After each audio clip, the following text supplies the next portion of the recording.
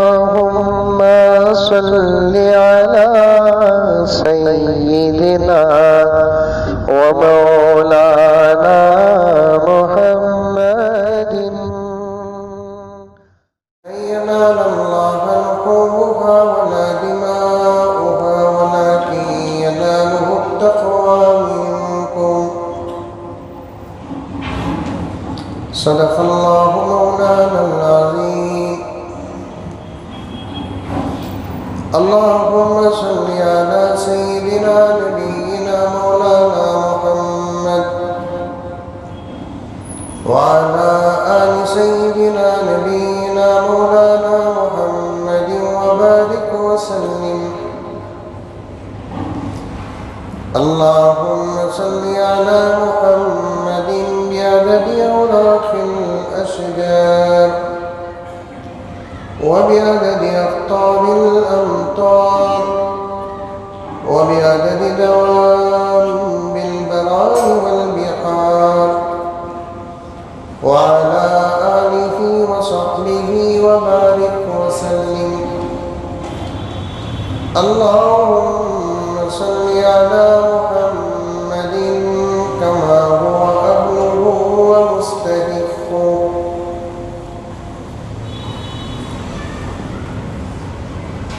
معزز سامعین کرام، پوری محبت کے ساتھ، شوق کے ساتھ، الفت کے ساتھ، پیار کے ساتھ،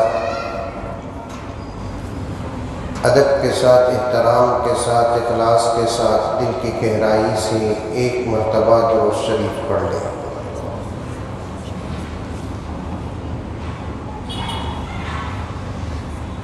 گزشتہ جمعہ اور اس سے پہلی والی جمعہ کا ایک بہت بڑا حصہ مضمون کا باقی ہے۔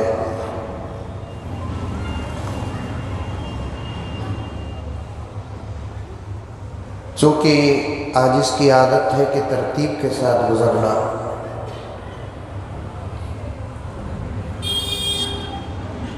محرم الحرام بھی بہت قریب ہے،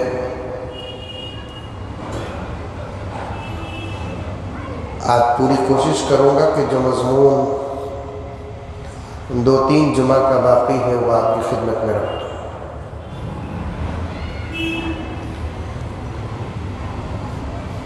دراصل مجھے یہ بات آپ کے سامنے عرض کرنا ہے،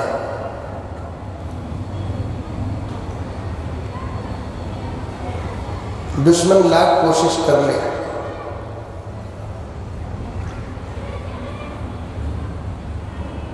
وہ مسلمانوں کے لیے تو کچھ کامیاب ہو سکتے ہیں لیکن اسلام کے خلاف کبھی کامیاب نہیں ہو سکتے۔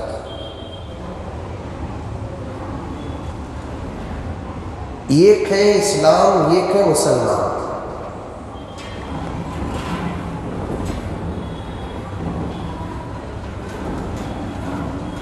اسلام زندہ تھا، زندہ ہے، زندہ رہے گا۔ اسلام ہمیشہ سے ہے، انشاءاللہ تعالی ہمیشہ رہے گا۔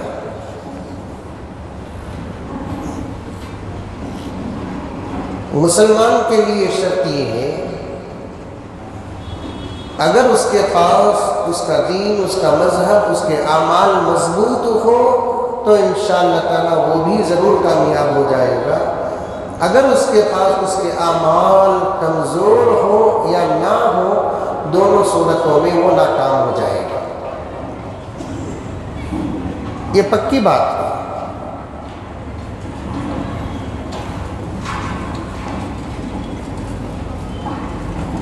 قرآن پاک میں اللہ تبارک و تعالیٰ کئی جگہوں میں الفاظ بدل کر مضمون ایک ہی پیش کیا ہے، قد افلح المؤمنون، مومنین کامیاب ہو گئے۔ شرط یہ ہے، باقی کے بعد میں آنے والی آیتیں شرط بتاتی ہیں، اگر مومن مسلمان کے پاس اس کا ایمان اور اس کے اعمال مضبوط ہو، کامل ہو، مکمل ہو، تو وہ مسلمان بھی کامیاب ہوتا ہے۔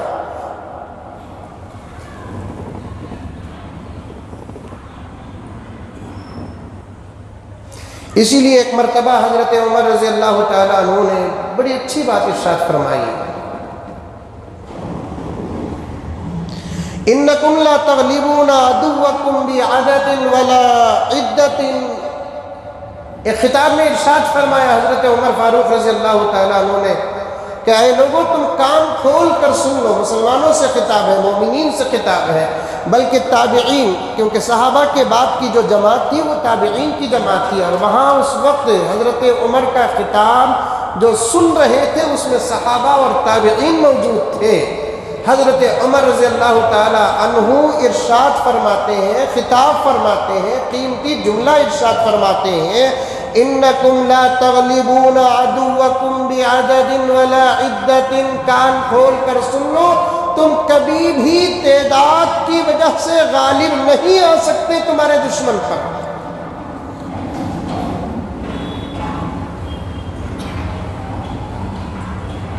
तुम्हारी तादाद ज्यादा हो तुम गालिब आ जाओ, ये हो नहीं सकता।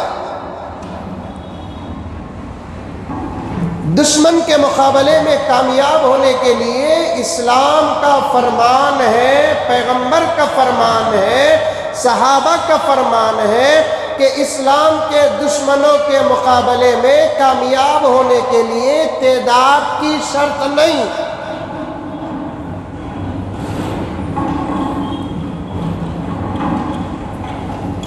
दुश्मन 100 हो तुम 1000 हो, ये यकीन नहीं कि तुम कामयाब हो जाओगे। दुश्मन 1 लाख हो और तुम 10 लाख हो, तुम्हारे 10 लाख होने की वजह से तुम्हारे पास जमानत और तुम्हारे पास यकीन नहीं कि तुम कामयाब हो जाओगे, क्योंकि इस्लाम के चाहने वाले, इस्लाम के मानने वाले, इस्लाम की हिफाजत के लिए, कुरान की हिफाजत के लिए, नामूस रिसालत की हिफाजत के लिए, अमन व अमान के लिए, सलामती के लिए जब भी मैदान में उतरे हैं तो अपनी तादाद पर भरोसा करके कभी उतरे नहीं। आ रही है बात समझ में? अपनी तादाद पर भरोसा करके कभी उतरे नहीं।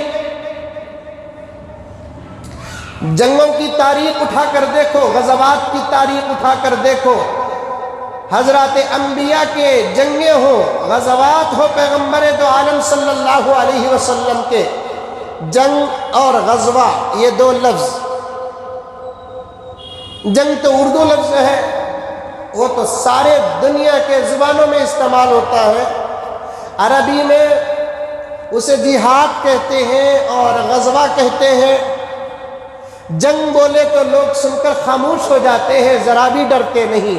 जिहाद बोलते हैं तो लोग डर जाते हैं, क्योंकि हिंदुस्तान में लफ्ज़ जिहाद का माना और मतलब ही कुछ और है। लफ्ज़ जिहाद को हिंदुस्तान के कुछ जाहिल लोग, पढ़े लिखे जाहिल लोग हिंदुस्तान के जिहाद को दहशतगर्दी समझते हैं, हालांकि दहशतगर्दी का जिहाद से, जिहाद का दहशतगर्दी से कोई ताल्लुक नहीं है।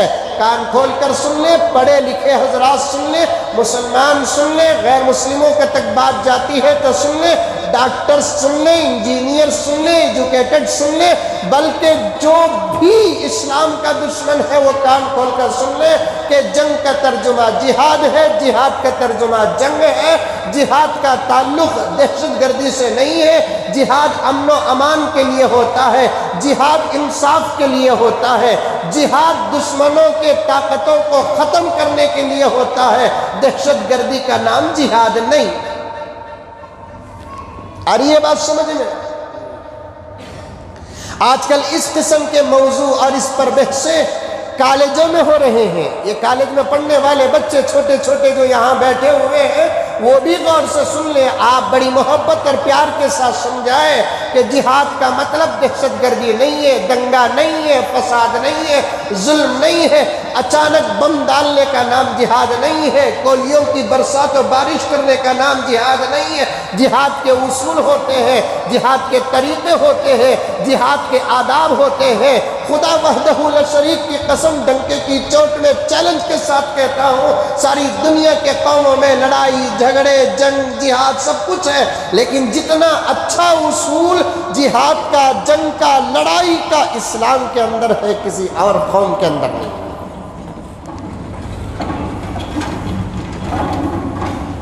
आका ने फरमाया جب تم جہاد میں نکلو تو عورتوں سے مقابلہ نہ کرو، عورتیں انسانیت کی عزت ہوتی ہے۔ بوڑھوں سے مقابلہ نہ کرو، کوئی جوان بوڑھے سے مقابلہ کر کے کامیاب ہوتا ہے، وہ اس کے طاقت کی زنت نہیں ہے بلکہ وہ اس کی بزدلی ہے۔ کہاں جوان کہاں بوڑھا۔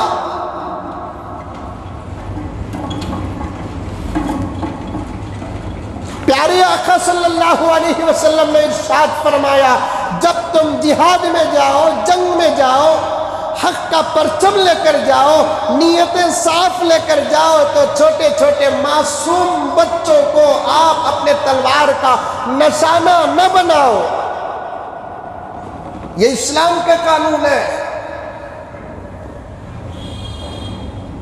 جب تم جنگ کے لیے جاؤ تو جہاد کے لیے جاؤ تو لڑائی کے لیے جاؤ تو یاد رکھنا کسی کی عزت پہ حملہ نہ کرنا، کیونکہ تمہاری لڑائی انسانیت سے ہے، عزتوں سے تمہاری لڑائی نہیں ہے۔ کسی کے مال پر حملہ نہ کرنا، تمہاری لڑائی تمہارے دشمن سے ہے، مال سے نہیں ہے۔ تمہارا مقصد حق کو قائم کرنا ہے، مال حاصل کرنا نہیں ہے۔ تمہارا مقصد انصاف کو قائم کرنا ہے، ان کی عورتوں کو تم پانا یہ تمہارا مقصد نہیں ہے۔ اتنا پیارا اصول کسی دھرم کے اندر ہو تو پیش کرو۔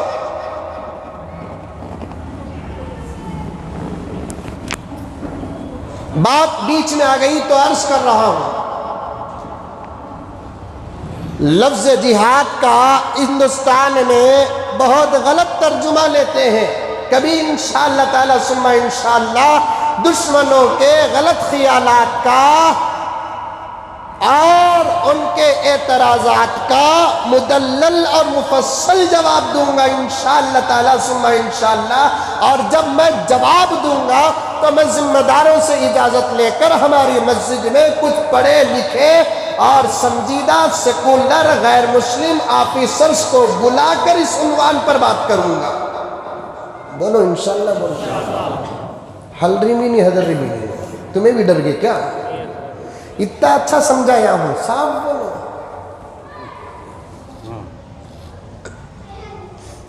مجھے کچھ اور آگے عرض کرنا ہے، بات آ گئی تو بیچ میں عرض کر رہا ہوں۔ بڑے اچھے آداب ہیں۔ فوراً تلوار نکالنے کا حکم اسلام نہیں دیتا۔ تلوار سے اسلام کا کیا تعلق ہے؟ تلوار کے زور سے اسلام اگر پھیلتا تو آج پورے زمین میں ایک بھی اللہ کا منکر نہ ہوتا۔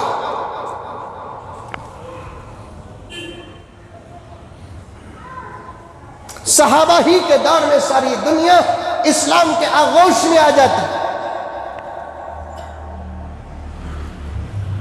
پیغمبر صلی اللہ علیہ وسلم کے وصال و وفات اور پردہ کرنے سے پہلے ساری دنیا میں اسلام پھیل جاتا۔ لا اکراہ فی الدین، دین میں کوئی زبردستی نہیں۔ گریبان کی پٹی پکڑ کر کلمہ نہ پڑھاؤ، تلوار دکھا کر کلمہ نہ پڑھاؤ، گولی دکھا کر کلمہ نہ پڑھاؤ، کوئی شرط رکھ کے کلمہ نہ پڑھاؤ، بلیک میل کر کے کلمہ نہ پڑھاؤ۔ دین کا تعلق دل سے پہلے ہے، بعد میں زبان سے ہے۔ تصدیق بالقلب و اقرار باللسان۔ ایمان کسے کہتے ہیں؟ اسلام میں داخل ہونے کی شرط کیا ہے؟ حضرات علماء بیٹھے ہوئے ہیں، پوچھ کر دیکھیں اسلام میں داخل ہونے کی پہلی شرط کیا ہے؟ دل سے کلمہ پڑھنا۔ دل سے آدمی کام جو کرتا ہے نہیں وہ اس کے پسند کا کام ہوتا ہے، اور دل سے جو آدمی کام نہیں کرتا سمجھ جاؤ کہ وہ اس کے پسند کا کام نہیں ہے۔ ایمان لانے کے لیے پہلی شرط کیا ہے؟ تصدیق بالقلب، قلب سے تصدیق ہونا، دل سے اسلام قبول کرنا، دل سے کلمہ پڑھنا، دل سے اللہ کو ایک ماننا، دل سے محمد الرسول اللہ کی رسالت کو تسلیم کرنا، دل سے پیغمبر دو عالم، رحمت دو عالم محمد الرسول اللہ سب کہہ دو صلی اللہ علیہ وسلم کو خاتم النبیین والمرسلین ماننا، دل سے قرآن کو آسمانی کتاب ماننا، محمد کی کتاب نہیں ہے، ابو بکر کی کتاب نہیں ہے، عمر کی کتاب نہیں ہے، عثمان کی کتاب نہیں ہے، کسی پروفیسر کی کتاب نہیں ہے، کسی لیکچرر کی کتاب نہیں ہے، کسی پرنسپل کی کتاب نہیں ہے، کسی مفسر کی کتاب نہیں ہے، کسی عالم کی کتاب نہیں ہے، کسی محدث کی کتاب نہیں ہے، کسی مفتی کا تجربہ نہیں ہے، یہ آسمان کی کتاب ہے۔ اس کے حروف نظر تو ضرور آتے ہیں لیکن حقیقت میں یہ اللہ کا کلام ہے جو بندہ ایمان لانے کے بعد اپنے زبان سے ادا کرتا ہے۔ اس پر دل سے ایمان لے کر آنا۔ فرشتے نظر نہیں آتے، جبرائیل کو ہم میں سے کوئی دیکھا نہیں، میکائیل کو ہم میں سے کوئی دیکھا نہیں، اسرائیل کو ہم میں سے کوئی دیکھا نہیں، اسرافیل کو ہم میں سے کوئی دیکھا نہیں، کرامن کو ہم میں سے کوئی دیکھا نہیں، اور ہمارے اطراف و اکناف جب ہم ذکر کرتے ہیں تو فرشتے ہمارے ساتھ ہو جاتے ہیں، نماز پڑھتے ہیں تو فرشتے ہمارے ساتھ ہو جاتے ہیں۔ ابھی آج صبح پڑھ رہا تھا، جو بچہ اپنے ماں باپ کی خدمت کرتا ہے، خدمت کرتا رہتا ہے، خدمت کرنے تک ایک فرشتہ بازو بیٹھ کر خدمت کرنے والے بچے کے لیے مغفرت کی دعا کرتا ہے۔ ہم نے ان فرشتوں کو دیکھا نہیں۔ صبح صبح فجر کی نماز کو جو اللہ کا بندہ محمد کا غلام اٹھتا ہے، گھر میں وضو کرتا ہے، الحمدللہ اگر موقع ہو تو گھر ہی کے اندر 2 رکعت سنت نماز پڑھ لیتا ہے، فرض ادا کرنے کے لیے مسجد کو جاتا ہے، گھر سے نکل کر مسجد کو جانے تک حفاظت کے فرشتے خدا لگا دیتے ہیں، فرض پڑھ کر وہاں سے نکل کر گھر کو آتا ہے، وہاں سے نکل کر یہاں آنے تک فرشتے حفاظت کے اللہ لگا دیتے ہیں۔ یہ گھر کے اندر گھستا ہے، پیچھے سے اللہ کے فرشتے طبق لے کر دروازہ کھٹکھٹاتے ہیں، سنائی دیتا نہیں، اتنے قابل نہیں بنے ہم، دروازہ کھٹکھٹاتے ہیں، 2 فرشتے کھڑے ہو جاتے ہیں رزق کا طبق لے کر، اور گھر کو جھانک کر دیکھتے ہیں، اس گھر کا صرف مرد اٹھا ہے کہ اس کی بیوی بھی اٹھی ہے، اس کی ماں بھی اٹھی ہے، اس کا باپ بھی اٹھا ہے، اس کے بچے بھی اٹھے ہیں، ہاں پورا گھر اٹھا ہے۔ فرشتے دروازے کے پاس کھڑے ہو کر اللہ تعالیٰ کے دربار میں دعا کرتے ہوئے رزق کو عطا کر کے ڈال کر گھر کے اندر چلے جاتے ہیں۔ کبھی صبح کی نماز پڑھنے والے رزق دینے والے فرشتوں کو دیکھا ہے؟ ہم نے فرشتوں کو دیکھا نہیں، پھر بھی فرشتوں پر ایمان لے کر آنا ہے، وہ بھی قلب سے لے کر آنا ہے، دل سے لے کر آنا ہے۔ مرنے کے بعد کا مسئلہ تو ہمیشہ سے اختلافی رہا ہے، ہمیشہ سے انکاری رہا ہے۔ جو بھی دشمن ہے، چاہے وہ کسی بھی نبی کے زمانے کا ہو، میرے آقا کے زمانے کا ہو، یہ حقیقت اللہ تبارک و تعالی نبیوں کے ذریعے سے سمجھائے، انسانیت کو، امت کو سمجھائے، بتائے کہ مرنے کے بعد تم کو ایسے ہی اٹھنا پڑے گا جیسے تم گھروں میں رات کو سو کر بستر سے صبح کو اٹھتے ہیں۔ منکر کافر فوراً اعتراض کرتا ہے، اَإِذَا مِتْنَا وَكُنَّا تُرَابًا وَعِظَامًا أَإِنَّا لَمَبْعُوثُونَ۔ اے محمد تو کیا کہتا ہے؟ جب ہم مر جائے، مٹی میں مل جائے، ہمارے گوشت اور ہماری ہڈی اور مٹی میں کوئی فرق و تمیز نہ رہے، پھر ہم کیسے اٹھائے جائیں گے؟ خبر میں کیسے اٹھائے جائیں گے؟ حشر میں کیسے اٹھائے جائیں گے؟ اللہ کے رسول نے اللہ کا پیغام لے کر کہا، فرمایا تم ایسے ہی اٹھو گے خبر میں جیسے رات کو سو کر صبح زندہ سلامت بستر سے اٹھتے ہیں۔ پیغمبر صلی اللہ علیہ وسلم ایک مرتبہ خبر کے عنوان پر خطاب کر رہے تھے۔ خبر کا نام سنتے ہی ڈر تو شروع ہو ہی جاتا ہے، ہوتا نہیں ہوتا ہے؟ صحابہ تو اللہ سے بہت ڈرنے والے تھے۔ جو اللہ سے ڈرتا ہے وہ خبر سے بھی ڈرتا ہے، جو اللہ سے ڈرتا ہے وہ حشر سے بھی ڈرتا ہے۔ ہمیں بے فکر مرے تو دیکھیں گے، ایسا معلوم ہوتا کہ مرتے ہی جنت کے دروازے ہمارے جانے سے پہلے کھلے رہیں گے۔ جنت کو جانے سے پہلے کچھ لوگ ایسے ہوتے ہیں، ان کے جانے سے پہلے جنت کے دروازے کھلے رہتے ہیں، ان کا ایمان پکا ہوتا ہے، ان کے اعمال کامل ہوتے ہیں، ان کے لیے دروازے کھلے رہتے ہیں۔ ہمارے لیے تو اللہ حفاظت فرمائے، اللہم اجرنا من النار، بولو آمین بولو. اللہم اجرنا من النار، اللہم اجرنا من النار. ہمارے اعمال تو ہم یہ کہہ رہے ہیں کہ تمہارے جانے سے پہلے تمہارے لیے جہنم کے دروازے کھلے رہیں گے.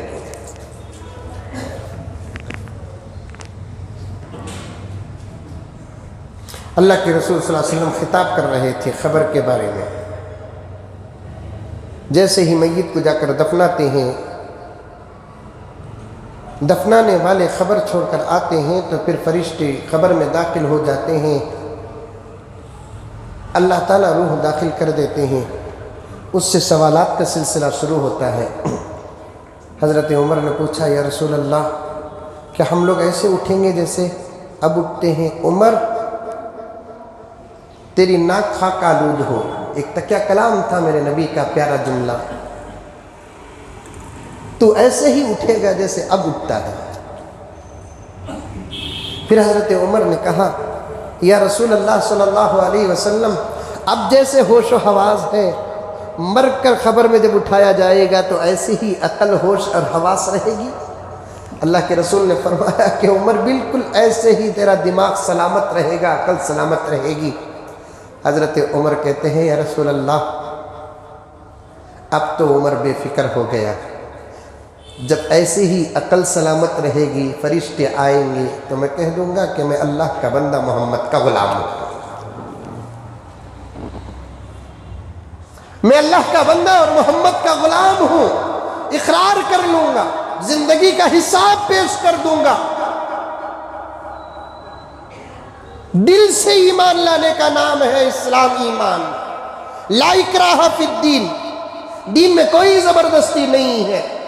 کسی کی گربان کی پٹی پکڑ کر بلیک میل کر کے شرط لگا کر پیسہ دکھا کر لڑکیاں پیش کر کے اسلام میں داخل کرنے کی اسلام کبھی اجازت نہ دیا نہ دے گا.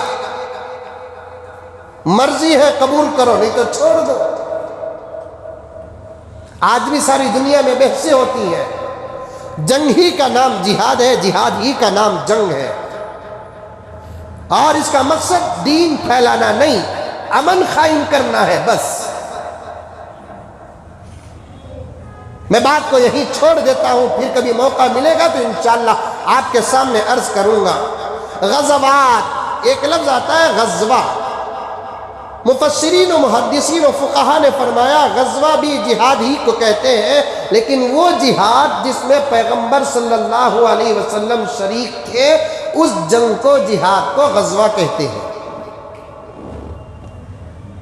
پیغمبر جس جنگ میں شریک ہوتے ہیں نا اس کو عربی میں کیا کہتے ہیں؟ غزوہ.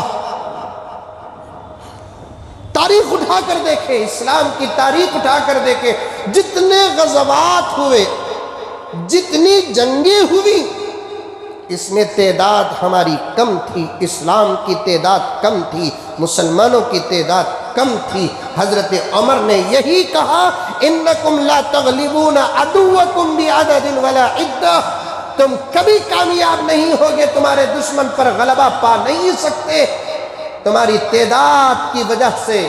تمہاری تعداد زیادہ ہو تم کبھی کامیاب نہیں ہو سکتے. حضرت عمر کا دوسرا جملہ سنو، فرمایا حضرت فاروق نے وَلَكِن تَغْلِبُونَهُمْ بِهَذَا الدِّينِ، تم دین کی وجہ سے کامیاب ہوں گے. تمہارا دین جتنا مضبوط ہوگا، تمہارا یقین جتنا کامل ہوگا، تمہارے پاس اعمال جتنے زیادہ ہوں گے، اللہ تبارک و تعالی تمہیں کامیاب کریں گے. حضرت عمر کا تیسرا جملہ سنو، سمجھ میں آ رہے ہیں؟ 3 جملے حضرت عمر نے فرمائے. پہلا جملہ فرمایا کبھی تعداد کی وجہ سے تم کامیاب نہیں ہوں گے. دوسرا جملہ ارشاد فرمایا تم دین اعمال کی وجہ سے کامیاب ہوں گے. تیسرا جملہ سنو، فَإِذَا اسْتَوَيْتُمْ أَنْتُمْ وَعَدُوُّكُمْ، اگر تم اور تمہارے دشمن تعداد میں برابر ہو گئے، تم اور تمہارے دشمن تعداد میں برابر ہو گئے تو پھر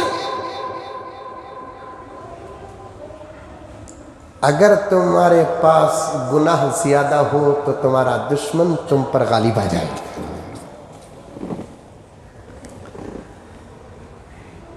تم اور تمہارے دشمن تعداد میں برابر ہو اور تم تمہارے اندر گناہ زیادہ ہو، کانت الغلبۃ لہم، غلبہ ان کا ہوگا۔ اسلام کا مخالف کبھی کامیاب نہیں ہوا، مسلمان کا مخالف شرط کے ساتھ اگر مسلمان اعمال میں کامل ہو تو غالب نہیں ہوا، مسلمان اگر اعمال میں کمزور ہو دشمن کامیاب ہوا، ورنہ اللہ کی مدد ہمیشہ حق کے ساتھ رہی، حق کے لیے اتری، اور وہ حق پر رہنے والا تنہا ہو اس کے ساتھ بھی اللہ کی مدد، حق پر رہنے والی جماعت ہو اس پر بھی اللہ کی مدد۔ اسی لیے میں نے کہا گزشتہ جمعہ جب اللہ کی مدد اترتی ہے کبھی کبھار جن کے لیے اترتی ہے ان کو مدد نظر آتی ہے، کبھی کبھار جن کے ساتھ مدد ہوتی ہے ان کو اللہ کی مدد نظر نہیں آتی لیکن دشمن کو نظر آ جاتی ہے۔ اسی لیے میں یہاں سے جاتے جاتے چلا گیا حجاج بن یوسف کا ایک واقعہ، جو دشمن کو مدد نظر آئی، جس کے لیے مدد نازل ہوئی ان کو نظر نہیں آئی۔ اور حجاج بن یوسف بڑا ظالم بادشاہ، کئی صحابہ کو حرم میں پاک میں مکہ مکرمہ میں شہید کیا، لیکن ایک طرف اس کے اعمال بڑے عجیب و غریب تھے، اعمال بڑے عجیب و غریب تھے، نماز کا بڑا پابند تھا، وہ صاحب ترتیب تھا۔ وہ گزشتہ جمعہ سمجھ گئے کہ صاحب ترتیب کسے کہتے ہیں؟ ایک ظالم بادشاہ صاحب ترتیب، صاحب ترتیب کا مطلب نماز کا 100% تکبیر تحریمہ کے ساتھ پابند۔ اور ایسے تو صرف علماء، اولیاء، غوث، قطب، ابدال نہیں، ایسے تو الحمدللہ اسلام کی تاریخ میں بادشاہان بھی ملیں گے، جن میں سے میں نے ذکر کیا ہمایوں بادشاہ، جس کو اسکولوں کے اندر تاریخ بدل کر پیش کیا جاتا ہے، لیکن دراصل ہمایوں بادشاہ جو بابر کے بیٹے تھے بڑے متقی پرہیزگار تھے۔ انہوں نے ایک ہاؤس کو تعمیر کرنے کا حکم دیا، لاہور کی جامعہ مسجد کا ہاؤس۔ گزشتہ جمعہ مجھے شک تھا، اس جمعہ میں پڑھ کر مطالعہ کر کے آ گیا، لاہور کی جامعہ مسجد کا ہاؤس تعمیر کرنے کا حکم دیا، کیونکہ مصلیاں زیادہ ہو گئے، وضو ایک کے پیچھے ایک کرنے میں دیر ہوتی، ایک بہت بڑی جماعت کی تکبیر اور رکعتیں چھوٹ جاتی۔ اس لیے ہمایوں بادشاہ کے سامنے پروجیکٹ آیا، بادشاہ عالم پناہ آپ اس مسجد کے ہاؤس کو بڑا کریں اور خرچہ آپ حکومت سے دے، کیونکہ ہمارا ملک ہمیشہ سے سیکولر رہا، جمہوری رہا، اور آج بھی الحمدللہ سیکولر اور جمہوری ہے، اور جب تک یہ دھرتی رہے گی قیامت پر بھروسہ کرنے والے نہ کرنے والے سب کو ملا کر کہتا ہوں میں، اگست کا مہینہ شروع ہو گیا، مجھے کچھ آزادی کی جھلکیاں تمہارے سامنے پیش کرتے ہوئے گزرنا ہے۔ ہمارا ملک الحمدللہ سیکولر اور جمہوری تھا، ہمارا ملک سیکولر اور جمہوری ہے، اور جب تک یہ زمین رہے گی انشاءاللہ تعالی ثم انشاءاللہ ہمارے ملک کی جمہوریت اس وقت تک باقی اور قائم رہے گی۔ اس کی جمہوریت کو مٹانے کی کوششیں تو ہوں گی، لیکن کوشش کرنے والے کبھی کامیاب نہیں ہوں گے۔ اس کے سیکولرزم کا جنازہ اٹھانے کے لیے کوششیں ہوں گی، لیکن ان کی کوششیں ان کے لیے ذلت کا سبب بنیں گی۔ ہمارا ملک یہاں ایسے بادشاہوں نے حکومت کی جنہوں نے ہندو مسلمان کو انسانیت کے نظر سے دیکھا، ہندو اور مسلمان کی نظر سے دیکھا نہیں، چاہے وہ بابر ہو، چاہے وہ ہمایوں ہو، چاہے وہ اکبر ہو، چاہے وہ اورنگزیب ہو، چاہے وہ جہانگیر ہو، چاہے وہ بہادر شاہ ظفر ہو رحمت اللہ علیہم اجمعین۔ یہ وہ بادشاہان ہیں جو پورے ہندوستان پر حکومت کر رہے تھے۔ اگر ریاستی حکومتوں کے بادشاہوں کا نام لیں گے، ٹیپو سلطان ہو، حیدرآباد کے نظام ہو، جنہوں نے بھی راج کی، انسانیت کی خدمت کی، دیکھا تو کون مسلمان اور کون ہندو اس نظر سے دیکھا نہیں، دیکھا تو انسان ہے کہ نہیں ہے اس نظر سے دیکھا۔ 850 سال تک اتنی پیاری حکومت کی، الحمدللہ ثم الحمدللہ، اتنی اچھی اور سیکولر حکومت کی 850 سال تک، لیکن غدار ہر دور میں پیدا ہوئے۔ میں نے کہا نہیں، غدار کہو، باطل کہو، دشمن کہو، یہ تمام الفاظ آج میرے موضوع میں مترادف ہیں۔ حضرت آدم جب تھے بشکل غدار کے، شیطان اسی وقت تھا، انسان اور انسانیت کے پیچھے غدار لگے رہے۔ غداری کی، مغلیہ خاندان سے حکومت چھوٹی، انگریزوں کے ہاتھ میں آئی، انگریزوں نے ہندوستان کو لوٹا، انگریزوں نے ہندوستان پر ناجائز قبضہ کیا، انگریزوں نے ہندوستان کے پانی اور خون کو چوسا، انگریزوں نے ہندوستان کے ہندوستانیوں کو غلام بنانا چاہا۔ آپ کو نہیں معلوم، میں ڈنک کی چوٹ میں کہتا ہوں، تم کو نہیں معلوم ہندوستان کی تاریخ جتنا ہم علماء کو الحمدللہ معلوم ہے۔ انگریزوں نے ہندوستان کو دو بنانے کے لیے آیا، یا تو پورے ہندوستان کو اپنے دھرم میں داخل کرنے کے لیے آیا۔ برطانیہ انگلستان سے انگریز یہاں آ کر راج کرنے لگے، انگلستان سے، برطانیہ سے یہاں آ کر راج کرنے لگے۔ ان کا دھرم تھا عیسائیت، وہ عیسیٰ کو ماننے والے تھے، وہ نصارہ تھے۔ وہ آئے، ان کے 3 مقصد تھے، ایک ہندوستان کی دولت کو پورا قبضہ کر لینا، دوسرا ہندوستان کے تمام مذاہب کے لوگوں کو عیسائیت میں تبدیل کر دینا، تیسرا اگر یہ دھرم قبول کرنے کے لیے تیار نہیں ہوتے تو اس صورت میں ہندوستان کے ہندوستانیوں کو غلام بنا دینا۔ یہ 3 پلان تھے ان کے، اور اس 3 پلان میں وہ 60 سے 70% کے 80% کامیاب ہو گئے۔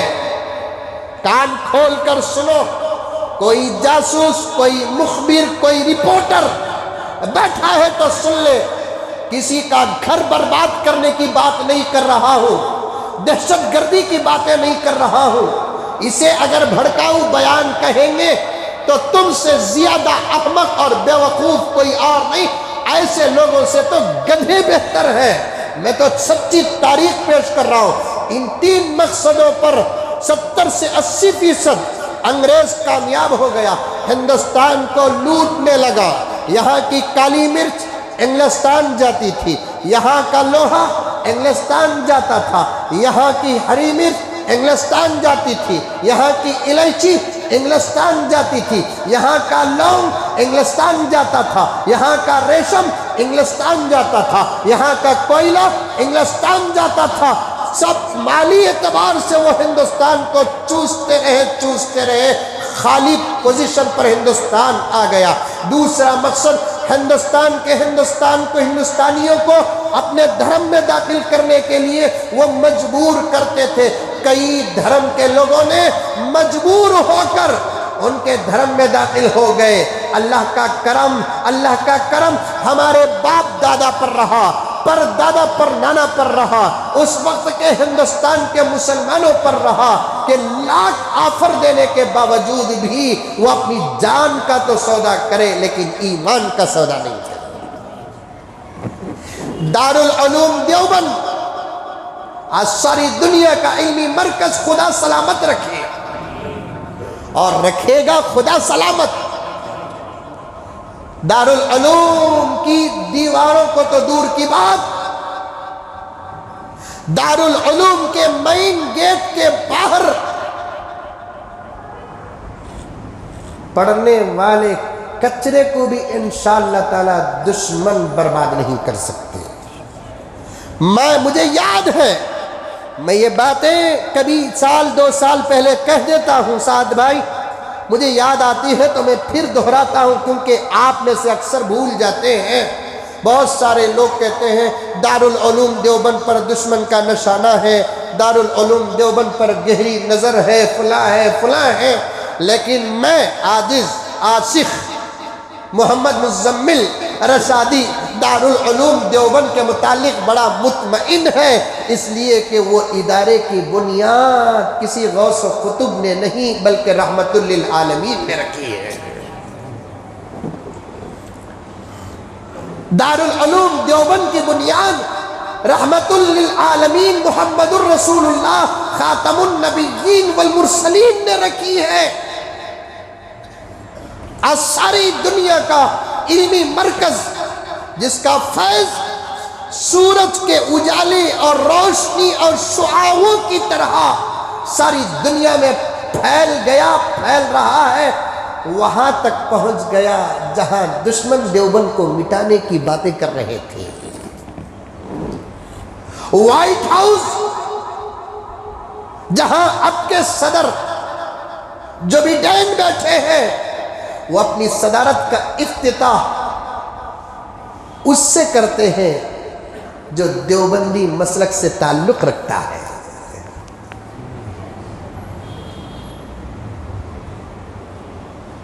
दारुल उलूम देवबंद की बुनियाद क्यों पड़ी? कासिम नानोतवी रहमतुल्लाहि अलैह, इमदादुल्लाह मुहाजिर मक्की रहमतुल्लाहि अलैह, रशीद अहमद गंगोही रहमतुल्लाहि अलैह, हाफिज जामिन शहीद रहमतुल्लाहि अलैह, जो हिंदुस्तान की हिफाजत के लिए दुश्मनों के सामने शीशा पिलाई हुई दीवार की तरह खड़े हुए थे। मुझे बहुत अफसोस होता है, हम जब हिंदुस्तान की आज़ादी की तारीख पेश करते हैं 1890 से शुरू करते हैं या 1903 से शुरू करते हैं, तारीख याद रखो। मैंने हिंदुस्तान की तारीख का अल्हम्दुलिल्लाह बहुत गहरा मुताला किया है, दलाइल के साथ मेरे पास मेरे एक एक जुमले की सनद मौजूद है। आज अगर हिंदुस्तान की आज़ादी की तारीख पेश करते हैं 1890 से या 1903 से शुरू करते हैं और 1947 पे लाके ख़त्म कर देते हैं, उससे पहले 200 साल की कुर्बानियां और 150 साल की कुर्बानियों का कोई जिक्र नहीं करता। जिक्र ना करने वालों की 2 किस्में हैं। एक किस्म वो जो तारीख जानती ही नहीं तो क्या जिक्र करेगी। जिक्र ना करने वालों की 2 किस्में हैं। एक किस्म वो जो तारीख जानती ही नहीं, वो क्या जिक्र करेगी, और दूसरी किस्म वो है कि वो तारीख जानती है, तारीख को छुपाना चाहती है, क्योंकि उनको मालूम है कि अगर हम सच्ची और सही तारीख पेश कर देंगे तो फिर फैसला ये करने पर मजबूर हो जाएगा कि फिर इस मुल्क में अभी भी उतना ही हक जितना दूसरों का है, उतना ही हक मुसलमानों का भी है। दारुल उलूम देवबंद कुरान की हिफाजत के लिए, ईमान की हिफाजत के लिए, दीन की हिफाजत के लिए, मुल्क की हिफाजत के लिए उसकी बुनियाद डाली गई। देखा अंग्रेज काबिज, अंग्रेज कब्जा कर चुके हैं पूरे हिंदुस्तान में, बर्बरियत, दहशतगर्दी, जुल्म सितम, गारतगिरी, कहीं माल लूटते हैं, कहीं इज्जतें लूटते हैं, कहीं बच्चों को मारते हैं, कहीं किसी को गुलाम बनाते हैं, कोई हाथ जोड़ता है, अपना धर्म पेश करते हैं, किसी को जान प्यारी है, ان کے دھرم میں داخل ہو جاتا ہے. پھر انہوں نے اسکولوں کو قائم کیا، آفرز دیے، فری کھانے کا آفر دیا، فری کپڑوں کا آفر دیا، پھر اور اسکالرشپ کا آفر دیا، پین پینسل کا آفر دیا، کاپیوں اور کتابوں کا آفر دیا. اس کے بعد بچوں کو بلائے، اپنے مذہب کی اسکولوں کی بنیاد انہوں نے رکھی، بچوں کو بلایا. ان کے بچے کہاں اس اسکول میں پڑھتے؟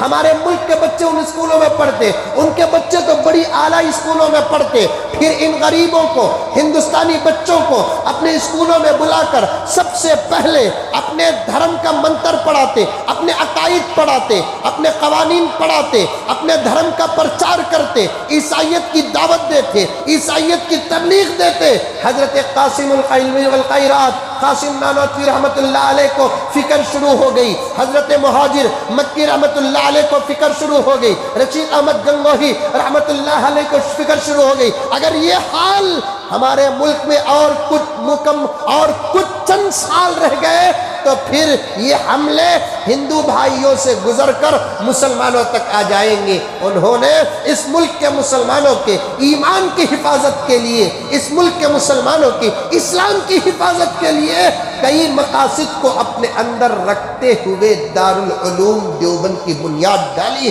جو آفر انگریز اپنے پاس دولت رکھ کر جو آفر انگریز دیتے تھے، دارالعلوم دیوبند کے یہ حضرات بے سر و سامانی کے عالم میں آنے والے بچوں کو وہ تمام آفر دیتے تھے. مدرسے کی بنیاد رکھ کر کہا بچوں کو یہاں بھیجو، وہاں کھانا ملتا ہے، انشاءاللہ یہاں بھی کھانا ملے گا، وہاں کپڑے ملتے ہیں یہاں بھی کپڑا ملے گا، وہاں کاپی پینسل ملتے ہیں یہاں بھی کاپی پینسل ملے گا، وہاں دنیا کا علم ملتا ہے یہاں آخرت کا علم ملتا ہے، وہاں دنیا ملتی ہے یہاں جنت ملے گی. بچوں کو بھیجو. ان تمام مقاصد کے ساتھ الحمدللہ ثم الحمدللہ دارالعلوم دیوبند کی بنیاد ڈالی گئی. اس کے علاوہ ان مقاصد کے ساتھ ساتھ ایک مقصد بڑا اندر کا اور بڑا گہرا مقصد، کان کھول کر سن لے. حضرت قاسم العلمی والخیرات قاسم نانوتوی رحمت اللہ علیہ، مہاجر مکی رحمت اللہ علیہ، رشید احمد گنگوہی رحمت اللہ علیہ، فضل حق خیرآبادی رحمت اللہ علیہ، یہ تمام اکابر حضرات علماء کرام نے ایک مقصد اپنے اندر رکھا. ہندوستان کو اب بچانے کے لیے ایسی جماعت کی ضرورت ہے جن کے سینوں میں صحابہ کا جذبہ ہو،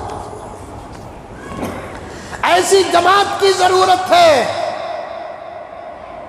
جن کے سینوں میں بدر کا حوصلہ ہو، ایسی جماعت کی ضرورت ہے جن کے سینوں میں احد کے استقامت کی ضرورت ہے، ایسی جماعت کی ضرورت ہے اس ملک کو آزاد کرنے کے لیے جن کے اندر غزوہ خندق کی محنت کی ضرورت ہے، ایسی جماعت کی ضرورت ہے جن کے اندر فتح مکہ کی خوشی کی ضرورت ہے، ایسی جماعت کی ضرورت ہے جن کے اندر زندگی سے زیادہ شہادت کی محبت ہو، ایسی جماعت کی ضرورت ہے جن کے نعروں سے دشمنوں کی بنیادیں کھوکھلی ہو جائے، ایسی جماعت کی ضرورت ہے میدان پر اترتے ہیں اپنی تلوار پر نہیں، تلوار کی دھار پر تیزی پیدا کرنے والی ذات پر بھروسہ کرنے والی ہو. ایسی جماعت اب کہیں بن نہیں سکتی، اگر بن سکتی ہے تو وہ مدارس عربیہ میں بن سکتی ہے. اس اہم مقصد کو سامنے رکھ کر حضرت قاسم نانوتوی رحمت اللہ علیہ نے دارالعلوم دیوبند کی بنیاد رکھی اور اللہ نے ان کے اخلاص کو قبول فرمایا، ان کے اخلاص کو قبول فرمایا. یاد رکھو دوستو، یہاں ایک 2-3 منٹ کے لیے ذرا دور چلا جاؤں لیکن لنک تو ضرور رہے گی. کوئی بھی کام کرو تو اخلاص کے ساتھ کرو. اخلاص کا کام قبول بھی ہوتا ہے، اخلاص کا کام زندہ بھی رہتا ہے. 2 چیزیں ہونا چاہیے، تمہارا کام زندہ بھی رہے اور تمہارا کام قبول بھی ہو جائے.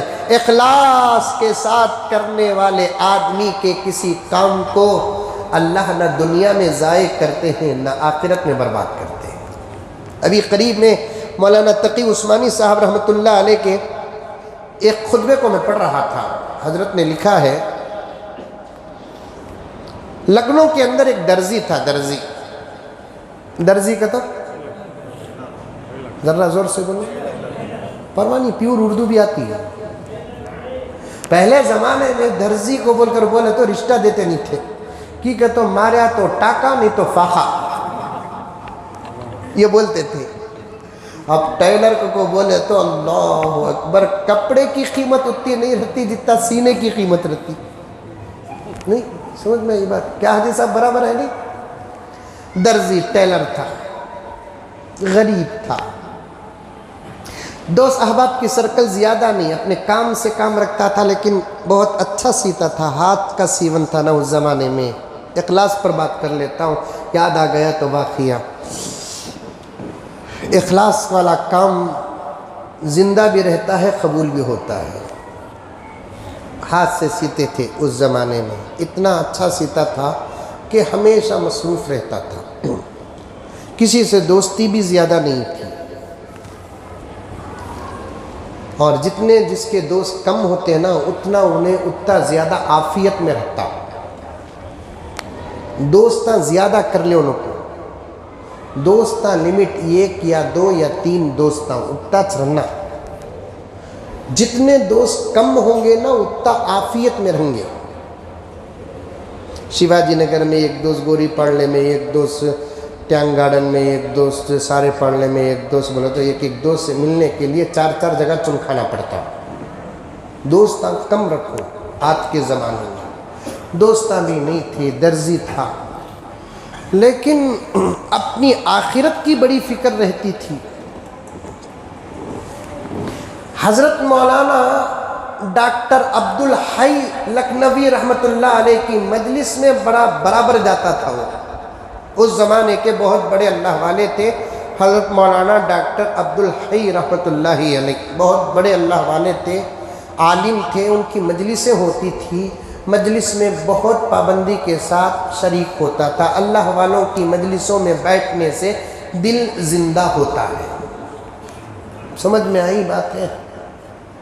जुमे की मजलिस को खुतबा बोलते, तकरीर बोलते, सीरत का जलसा, इस्लाह मुआशरा, मदरसे का जलसा, लेकिन अल्लाह वालों की खुसूसी मजलिसें होती हैं जिसमें ख़ास लोग बैठते हैं, खानखाहों में बैठते हैं, बड़ी कीमती मजलिसें होती हैं, दिल ज़िंदा होता है, आखिरत की फ़िक्र आती है, दुनिया से बेरग़बती और दुनिया से नफ़रत पैदा होती है अल्लाह वालों की मजलिस में बैठने से। मैं नौजवानों से कहना चाहता हूँ, बड़े लोगों से भी कहना चाहता हूँ, ख़ास तौर पर नौजवानों से कहना चाहता हूँ, अल्लाह वालों की सोहबत इख्तियार करो। समझ में ये बात, उनसे दोस्ती करो।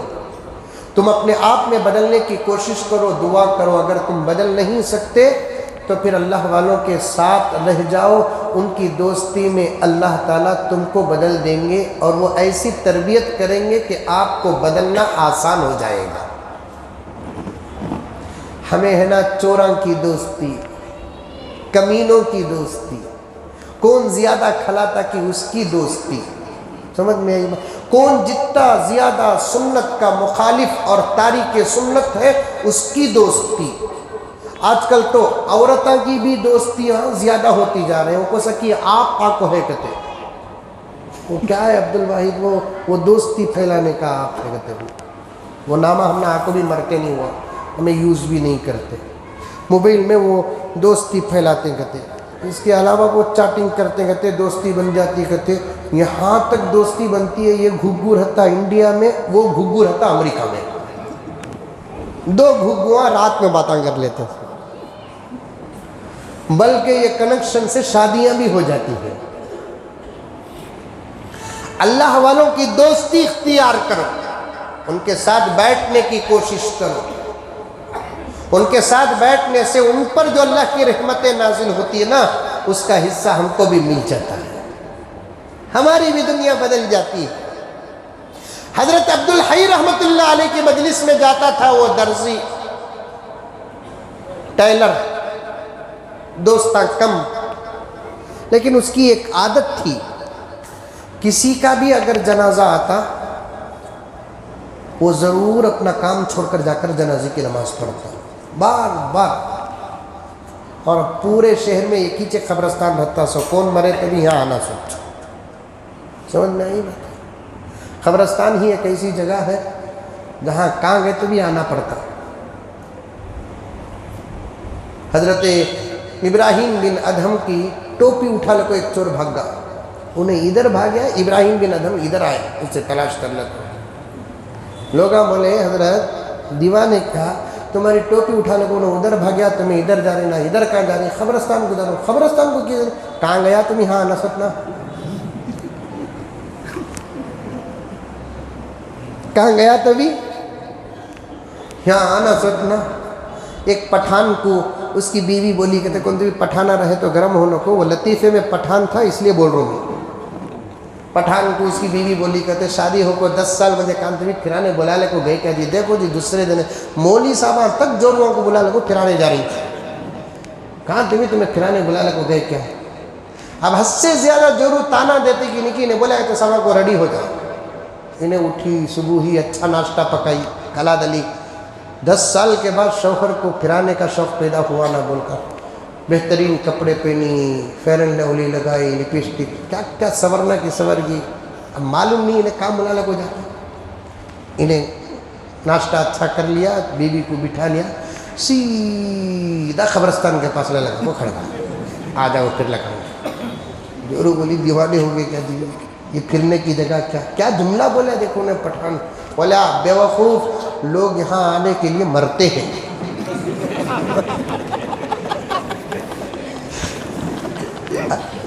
میں تو زندہ بلا لے کر آیا ہوں لوگ یہاں آنے کے لیے مرتے ہیں وقت کا تقاضا میں سمیٹتا جا رہا ہوں پورے لکھنؤ میں ایک قبرستان تھا وہ فوراً جاتا جنازے کی نماز پڑھتا فوراً جاتا آ کو بیٹھتا کوئی جنازہ دیکھتا تو چلا جاتا آ کو بیٹھتا کوئی جنازہ جاتا تو دیکھتا فوراً آخر ایک دن ایک دوست نے ان سے کہا ایسا بار بار جنازہ کو تو جاتا نہ تیرے کام میں فرق آتا تو اس درزی نے کہا کہ بھائی میں اس لیے جاتا ہوں کہیں کبھی کسی اللہ والے کا جنازہ آ گیا تو پڑھنے والوں کی مغفرت کے فیصلے ہوتے ہیں کوئی گنہگار آ گیا ہماری دعاؤں سے اس کی نجات ہوتی ہے تیسرا اہم مقصد یہ ہے کہ میں تو گمنام آدمی ہوں میرے مرنے پہ لوگ کہاں جمع ہوں گے خدا کوئی انتظام کر دے اس لیے میں ہر کسی کا جنازہ پڑھتا ہوں اخلاص سے پڑھتا تھا اللہ نے اس کے اس عمل کو قبول کر لیا ایک دن اسی شہر کے حضرت مولانا عبدالحی لکھنوی رحمت اللہ علیہ کا انتقال ہو گیا عالم تھے ولی کامل تھے شیخ تھے ہزاروں لاکھوں مریدین ریڈیو میں اناؤنس ہوا بڑی شخصیت تھے جیسے آج ٹیلی ویژن میں نیوزوں میں چینل میں کسی بڑے کے انتقال کا اعلان ہوتا ہے حضرت مولانا عبدالحی لکھنوی رحمت اللہ علیہ کا جب انتقال ہوا ریڈیو میں اعلان ہوا اشتہارات لگائے گئے نوجوانوں کو دوڑایا گیا جاؤ فلاں فلاں گاؤں میں جا کر اعلان کر کے آؤ مولانا عبدالحی لکھنوی کا انتقال ہو گیا لوگ جوق در جوق جمع ہونے لگے کئی لاکھ لوگ جمع ہونے لگے جنازہ لایا گیا آنے والوں کا سلسلہ جاری کا جاری تھا لیکن وقت گزرتا گیا حضرت مولانا عبدالحی رحمت اللہ علیہ کا جنازہ سامنے رکھ دیے نماز شروع ہو گئی حضرت کے جنازے کی نماز فارغ ہوتے ہی اور ایک جنازہ آ گیا اعلان ہوا کہ بھائی اور ایک جنازہ بھی آیا ہے اجنبی و غریب کا ساتھ ہی ساتھ اس کا جنازہ بھی پڑھ لو اب اس کا جنازہ بھی پڑھ لیے دیکھا گیا تو وہ دوسرا جنازہ اجنبی و غریب کا کسی اور کا نہیں تھا اسی درزی کا تھا مولانا تقی عثمانی رحمت برکاتہ لکھتے ہیں کہ پہلا جنازہ مولانا عبدالحی کا تھا اس میں جو مجمع تھا اس سے زیادہ مجمع اس کے جنازے میں تھا اس لیے کہ حضرت عبدالحی رحمت اللہ علیہ کے جنازے میں شریک ہونے کے لیے جو لوگ آ رہے تھے جن کے جنازے کی نماز چھوٹی تھی نا دوسرے جنازے میں وہ لوگ بھی شریک ہو گئے اخلاص والا جو کام ہوتا ہے نا وہ زندہ بھی ہوتا ہے، قبول بھی ہوتا ہے۔ دارالعلوم دیوبند کا یہ کام اخلاص پر مبنی تھا۔ وہ ایک جماعت تیار کرنا چاہتے تھے جن کے اندر صحابہ کے حوصلے، ہمت، شجاعت، جذبہ شہادت، ان کے لیے ان کی زندگی سے زیادہ موت پیاری ہو۔ رب کعبہ کی قسم، میں دیوبند کا بیٹا ہوں اس لیے نہیں کہتا، تاریخ ہے اس لیے کہتا ہوں کہ انگریزوں کے ہاتھ میں مکمل سلطان شہید رحمت اللہ علیہ کے شہادت کے بعد انگریزوں کے ہاتھ میں جب ملک پورا چلا گیا، چیلنج ہے چیلنج، چیلنج ہے چیلنج۔ ہر 15 اگست کو جھنڈا ترنگا ہمارے ملک کا پیارا و خوبصورت لہرانے والوں سے میں چیلنج کرتا ہوں کہ بیٹھ جاؤ، تاریخ ہم پیش کریں گے۔ حضرت ٹیپو سلطان شہید رحمت اللہ علیہ کی شہادت کے بعد جب ہمارا ملک ہندوستان کشمیر سے کنیا کماری تک، جس میں پاکستان بھی داخل تھا، نیپال بھی داخل تھا، بنگلہ دیش بھی داخل تھا اور بہت بڑا تھا ہمارا ملک، یہ ملک جب انگریزوں کے ہاتھ میں چلا گیا سلطان شہید کی شہادت کے بعد، پھر سے اسے آزاد کرنے کی فکر میرے رب کی قسم اگر کہیں سے اٹھی وہ علماء دیوبند اور دارالعلوم دیوبند سے اٹھی۔ جن مقاصد کو سامنے رکھ کر یہ اولیاء، یہ علماء، یہ صوفیاء، یہ اتقیاء، سرخیل حضرت قاسم نانوتوی رحمت اللہ علیہ، جن مقاصد کو سامنے رکھ کر دارالعلوم دیوبند کو قائم کیا، بنیاد نہیں، بنیاد تو نبی نے ڈالی ہے۔ اس لیے سوچ سوچ کر مجھے الفاظ کہنا پڑتا ہے کہیں میرے الفاظ بدل نہ جائے۔ قائم کیا بنیاد نبی پاک صلی اللہ علیہ وسلم نے ڈالی تھی، ان تمام مقاصد میں دارالعلوم دیوبند پورا اترا ہے، انشاءاللہ تعالیٰ اترتا رہے گا۔ یہاں بات کیوں گئی کہ اس وقت کے مغلیہ بادشاہان سیکولر تھے، مسجدوں کو بھی دیتے تھے، مندروں کو بھی دیتے تھے، چرچوں کو بھی دیتے تھے، گردواروں کو بھی دیتے تھے۔ لاہور کی جامعہ مسجد جس کا حوض چھوٹا تھا، بڑا کرنے کی عرضی ہمایون بادشاہ کی خدمت میں آئی۔ ہمایون بادشاہ نے عرضی پڑھی، عرضی میں لکھا ہے کہ اس حوض کا کام آپ حکومت کے سرمایے سے کریں اور ایک بجٹ دے تاکہ حوض ہم بڑا کر سکیں۔ اللہ ان تمام کی خدمتوں کو ان کو پورا بدلہ دے۔ ہمایون بادشاہ نے کہا حوض تو بنے گا لیکن پیسہ حکومت کا نہیں ہوگا۔ ہمایون یہ سعادت اپنے نام کرنا چاہتا ہے، اپنا پیسہ پورا حوض کے خرچ پر لگایا۔ اور دوسری گزارش یہ تھی کہ اس کے افتتاح میں آپ ضرور تشریف لائیں۔ ہمایون بادشاہ نے کہا میری کیا ضرورت ہے، میں اتنا دور آؤں، کہاں دلی اور کہاں لاہور، آپ وہیں کے کسی مولانا کو، عالم دین کو، ولی کامل کو بلا کر آپ حوض کا افتتاح کر لیں۔ نہیں عالم پناہ، آپ ضرور تشریف لائیں، حوض کی افتتاح بھی ہو جائے گی اور آپ کو دیکھنے کے بہت سارے لوگ متمنی ہیں، وہ آپ کو دیکھ لیں گے۔ تو ہمایون نے کہا حاضر تو ضرور ہو جاؤں گا، جو لوگ دیکھنا چاہتے ہیں وہ دیکھ لیں، میں بھی میری رعایا کو دیکھ لوں، لیکن افتتاح میں نہیں کروں گا، آپ کسی اللہ والے سے افتتاح کرا لیں۔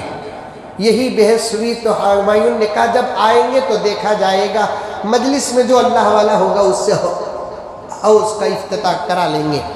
وقت مقررہ پر ہمایون بادشاہ گئے۔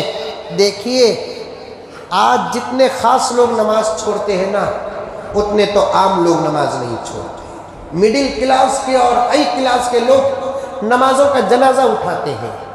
میں نے قریب میں بھی دیکھا، آپ بھی دیکھے ہوں گے، ایک آدمی ہماری گلی میں اچار بیچنے والا آتا ہے اچار بیچتا ہے، میرے لیے بہت اچھا اچار ہے، لیکن ایک مرتبہ اچار کی گاڑی آئی، میں لینا چاہتا تھا، وہ کہنے لگے کہ حضرت یہ خالی بیاگ ذرہ گھر میں رکھ ڈالو حضرت۔ میں سوچا وہ 1 کلو پوچھا تو بیاگ ہی چن رہی ہے نا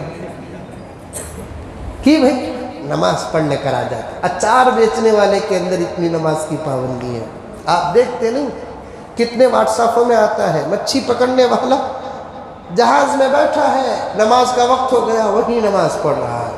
آج نماز کو قائم جسے لو کلاس کہتے ہیں وہ کر رہے ہیں، مڈل کلاس کے اور ہائی کلاس کے لوگ، جن کو عہدے ملتے ہیں نا، جن کو کرسیاں مل جاتی ہیں، جو لوگ مصروف ہو جاتے ہیں، جو لوگ مشغول ہو جاتے ہیں، جن کے پاس دولت ہے، دکان ہے، فیکٹریاں ہیں، مصروفیت سر چڑھ کر بولتی ہے، وہ بہت نمازوں کو غارت کر رہے ہیں۔ نماز تو سب کے لیے برابر ہے۔ ہمایوں بادشاہ وقت مقررہ پر حوض کی افتتاح کے لیے گئے، ایک لمبا مجمع تھا، بہت بڑا مجمع تھا۔ ہمایوں بادشاہ آئے تھے، علماء بھی آئے تھے، اولیاء بھی آئے تھے۔ حضرت ہمایوں سے کہنے لگے عالم پناہ آپ پہلے وضو فرما لیں افتتاح۔ حضرت نے فرمایا کہ نہیں بھائی، کسی اللہ والے سے آپ، آخر یہی بحث ہو رہی تھی۔ تو ہمایوں بادشاہ نے کہا ایک کام کرو، اعلان لگا دو، لاکھوں کا مجمع ہے، اعلان کرا دو، اعلان کرا دو، آج اس حوض عظیم میں، بڑے حوض میں، لاہور کی جامعہ مسجد کے بڑے حوض میں سب سے پہلے وہ آدمی وضو کرے گا جس کی اب تک بالغ ہونے سے لے کر اب تک ایک وقت کی نماز بھی، تکبیر تحریمہ بھی نہ چھوٹی۔ اعلان عالم پناہ کا سنتے ہی سب پیچھے ہٹ گئے، ایک دوسرے دیکھنے لگے، ادھر ادھر ادھر ادھر دیکھنے لگے۔ وقت نماز کا جا رہا ہے، بادشاہ نے اعلان اور شرط بڑی کڑی لگا دی ہے۔ جب بادشاہ نارمل کہہ رہا تھا تو کسی سے وضو کرا لو، کرا لے تو بہتر تھا، اب تو شاہی فرمان ہے، کوئی آگے بڑھنے کے لیے تیار نہیں۔ آخر خود ہمایوں بادشاہ، اللہ بڑے بڑے درجات عطا فرمائے، سنی بادشاہ تھا، اہل سنت والجماعت سے تعلق رکھنے والا تھا، شیعہ کا بڑا سخت مخالف تھا، اپنے اصولوں پہ بڑا پابند تھا۔ حضرت ہمایوں جب وقت نماز کا چلتا گیا تو پھر مجمع سے خطاب کیا، افسوس ہے میری رعایا میں ایک بھی ایسا نہ نکلا، خیر نماز فوت نہ ہو، شرط بھی نہ ٹوٹے، اللہ کو گواہ رکھ کر کہتا ہوں میں خود بادشاہ ہوں، بادشاہ کا بیٹا ہوں۔ بڑوں کے بیٹے جتنے گرے ہوئے ہوتے نا، اتنے چھوٹوں کے بچے گرے ہوئے نہیں ہوتے۔ بادشاہ کا بیٹا جس کا باپ بڑا ہوتا نہیں، میں عام طور پر بولتا کون بھی گاڑی تیز چلایا تو بڑے باپ کا بیٹا رنگا ہی نہیں، گاڑی کے ہمپا جمپا کیا بھی دیکھتا نہیں۔ ہمایوں نے کہا بادشاہ کا بیٹا ہوں، الحمدللہ میں خود بادشاہ ہوں، پورے ملک کو سنبھالتا ہوں، اللہ کی قسم اور اسے گواہ بنا کر کہتا ہوں کہ بالغ ہو کر 30 سال ہو گئے، آج تک میری ایک تکبیر تحریمہ بھی نہیں چھوٹی، ایک تکبیر تحریمہ بھی نہیں چھوٹی۔ قسم ایک الگ چیز، قسم جھوٹی کھاؤ تو گناہ، قسم کھا کر توڑ ڈالے تو گناہ و کفارہ۔ سنو مسئلہ بتاتا ہوں، قسم جھوٹی کھائے تو گناہ، قسم کھا کر توڑ ڈالے تو گناہ و کفارہ، لیکن جھوٹی بات میں اللہ کو گواہ بنائے تو گناہ نہیں ہوتا، گواہ بنانے والا اسلام سے باہر ہو جاتا ہے۔ مسائل بھی سنو، جھوٹی قسم کھا لیا، خدا نہ خواستہ باٹل ماریا، اللہ کی قسم میں پیا نہیں بولیا، گناہ۔ شرابی آدمی اللہ کی قسم آج کے بعد پیتا نہیں بولیا، پھر پی لیا، گنہگار، ایمان سے دور نہیں ہوا، انہیں کافر نہیں ہوا، لیکن جھوٹی بات میں اللہ کو اگر گواہ بناتا ہے تو انہیں گنہگار نہیں ہوتا، کافر ہو جاتا ہے، اسلام سے باہر ہو جاتا ہے، اب دین میں اس کا کوئی حصہ نہیں۔ فتویٰ سن لو، شادی ہونے کے بعد اگر کوئی آدمی جھوٹی بات میں اللہ کو گواہ بناتا ہے تو پھر وہ کافر بھی ہو گیا، اس کا نکاح بھی ٹوٹ گیا، پھر سے اسے نکاح کرنا پڑے گا۔ سمجھ میں آئی باتیں؟ میرا نکاح ہے بھائی، میں توبہ کر لیا، توبہ ایسا الگ پھرا رہا ہے آج کل، توبہ کر کے تو ایسا کر نہیں سکتے، کیا واشنگ مشین میں ایسے پھرا رہے، توبہ توبہ توبہ۔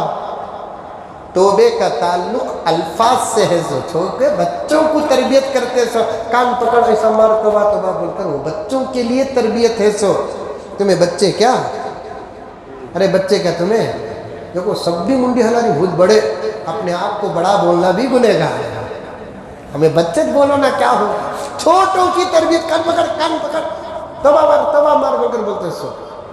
توبے کا تعلق ہاتھاں سے پاواں سے نہیں، توبے کا تعلق دل اور زبان سے ہے۔ استغفر اللہ کہنا خود توبہ ہے، استغفر اللہ ربی کہنا خود کیا ہے، یہ توبہ ہے۔ اردو میں بھی بول لے سکتے، اللہ میرے گناہ سے میں توبہ مانگتا ہوں، معافی مانگتا ہوں، یہ توبہ ہے۔ توبہ یہی ہے، توبہ کر لیا گواہ بنا کر، پھر اپنی بیوی کے ساتھ رہ گیا تو پھر وہ حرام رشتہ ہے، ناجائز رشتہ ہے، بچے اصلاً ناجائز پیدا ہونا ہے۔ ہمایون بادشاہ ہونے کے باوجود تکبیر تحریمہ نہیں چھوٹی۔ تھانوی رحمۃ اللہ علیہ فرماتے ہیں حجاج بن یوسف کے بارے میں، حجاج بن یوسف 5 وقت کی نماز کی پابندی کرتے ہوئے روزانہ رات میں 300 رکعت نفل پڑھتا تھا۔ 300 رکعت رے بابا، 300 رکعت۔ آپ کو معلوم ہے حجاج بن یوسف ظالم بادشاہ رہنے کے باوجود بھی یہ جمعے کو قرآن شروع کرتا، آئندہ جمعہ کی فجر سے پہلے پورا قرآن ایک مرتبہ ختم کر دیتا۔ ہر ہفتہ یہ قرآن ختم کرنا اس کی عادت میں شامل تھی۔ آپ کو معلوم ہے ظالم بادشاہ رہ کر بھی حجاج بن یوسف قاری قرآن تھا۔ اس کے دربار میں ایک مرتبہ کسی نے قرآن پڑھ رہا تھا، کوئی قرآن پڑھ رہا تھا، غلط پڑھ رہا تھا۔ حجاج بن یوسف کی حکومت سے پہلے قرآن کے حروف میں زبر زیر نہیں تھے، زبر زیر نہ ہونے کی وجہ سے پڑھنے میں غلطی ہوئی۔ حجاج بن یوسف بڑے دنیا کے عرب کے مشہور قراء کو بلا کر قرآن میں زبر زیر کا کام کرایا۔ تھانوی فرماتے ہیں کہ یہ کام کو جب میں یاد کرتا ہوں تو میں اس کام کو میں جب یاد کرتا ہوں تو مجھے امید ہو جاتی ہے کہ اس کام کے صدقے حجاج کی مغفرت ہو جائے گی۔ ظالم بادشاہ تھا، پھر بھی بڑا نماز کا پابند تھا، قرآن کا پابند تھا اور کچھ اعمال اچھے کرتا تھا، لیکن جب وہ باطل کی شکل میں تھا، حضرت انس دربار پر آئے۔ حضرت انس کے ساتھ اللہ کی مدد تھی، حجاج بن یوسف اس مدد کو شیر کی شکل میں دیکھ رہا تھا۔ مدد کبھی اچھے لوگوں کے ساتھ آتی ہے، دشمنوں کو نظر آتی ہے۔ اللہ تعالیٰ سے آپ دعا کریں کہ اللہ تعالیٰ ہمارے لیے بھی مدد کو اتارے۔ مسلمان اپنے اعمال میں جتنا مضبوط ہوگا اللہ تعالیٰ کی مدد اتنی آئے گی۔ بقیہ باتیں اور محرم کے عنوان پر انشاءاللہ تعالیٰ